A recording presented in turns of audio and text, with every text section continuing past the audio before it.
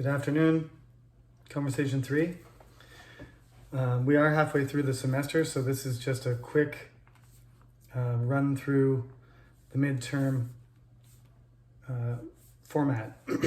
We already had our Zoom meeting, but there were several students who didn't attend. I think it's clear that a few students aren't keeping up in watching the video lectures or doing the assignments, and all I can say is I'm not going to worry about you because you're not paying attention to the class. Don't come back after the midterm and say, oh, professor, I didn't know I was supposed to hand in 5 assignments. Only the first week did everybody hand one in. Now, this week, not this week, but the last one that I went through, only 14 out of 18 people handed them in. This is basically, instead of your attendance, you have to do this. It's partly homework, it's partly participation in the class. So anyway, the assignments in the second half will be completely different and they will be graded. So these assignments, as I said, they're supposed to prepare you to do your questions.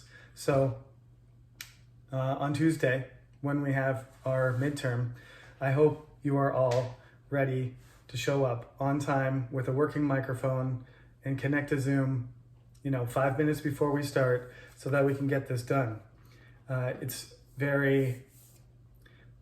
schedule is very tight for me and for you. If you miss your midterm for anything but an emergency, there's really no excuse and you shouldn't be evaluated. So I expect everybody to be on time. You had a chance to join the Zoom meeting and test your equipment. And I know there's other classes with Zoom. So unless you have a documented emergency, then you must be there Tuesday morning and do your interview. You shouldn't be nervous. You're Conversation 3 students. You're not freshmen anymore. So it should be fine. Anyway, I'm just warning you, take it seriously, do your best, and you'll do fine. As I told you, the evaluation will be 100 points. You didn't get any feedback really, not specifically on your homework assignments so far. I'm going to package that all together. I ended up doing that last semester anyway because I ran out of time. Including all the conversation students, there are over 70, so I couldn't go through the 350 assignments in time. I don't know why I thought I could, but anyway, this review and getting the midterm done on time is more important. So all the relevant information is on the Cyber Campus, the Zoom ID, the midterm time, everything's there for you. So just follow it. We did 6 different topics. That's it. The self-introduction for you doesn't count. Don't be confused if you're in Conversation 1. Somebody says, oh, there's 7. The first question, I'm not going to ask you your self-introduction. I'm just going to ask you about happiness first, and then about looking for a job, and then about electronics and how things are expressed on your face, your facial expression. Then you're supposed to give me a movie critique. And finally, you're supposed to talk about a sequence of good or bad events, right? So as I said in the Zoom interview, and I won't repeat myself too much, when you do happiness, you're supposed to sort of define what happiness means to you. Everybody has a different opinion. We talked about the World Happiness Index. So it's a subjective thing. So you can go with the personal thing. You can go with a big topic about a society being happy, or a particular part of a city is a really happy place to live. That's why the apartments are so expensive. Or maybe they're not happy. Maybe it's not related to money. Maybe it's related to proximity to nature or family, right? Or work, or I don't know, personal relationships, or entertainment, or freedom. There are lots of different things that are part of enjoying your life. Everybody has a different perspective. So just make sure that you have a concept of what kind of happiness you want to talk about, and be specific, and don't talk about every kind of happiness. Talk about yourself, or talk about Korean society, or talk about, vacations that make you happy, or whatever. Attach it to some sort of, specific, organized topic. For getting a job, also I said, consider the job market, right? We're old enough to know things are changing. People are always talking about the economy. So talk about a job, a specific job, but talk about how it fits into the picture. Like, is it a job that's disappearing, or it's reappearing, or it should be protected, or it's an important job currently because of coronavirus? Talk about the possibilities there. Is it a job you can do from home, or it's a job you need to, it's a dangerous job that somebody needs to do, or something that needs to be developed, something that involves international business or international relations or organizations. That's the kind of thing I want you to add over what you've done before. Okay, similarly to electronic devices, try to look for something that's not just a smartphone, something that's electronically adapted to a certain, situation in your house. Was what I was looking for. Something bigger. Appliances and devices is what they were specifically talking about. So things that obviously it doesn't have to be plugged in anymore, because lots of things are wireless, and lots of things have AI chips in them and everything. So choose something that's interesting, that has an interesting function, that you feel like changed your lifestyle or made things easier for you, something like that. It's written on your face. That's a tough one, I think.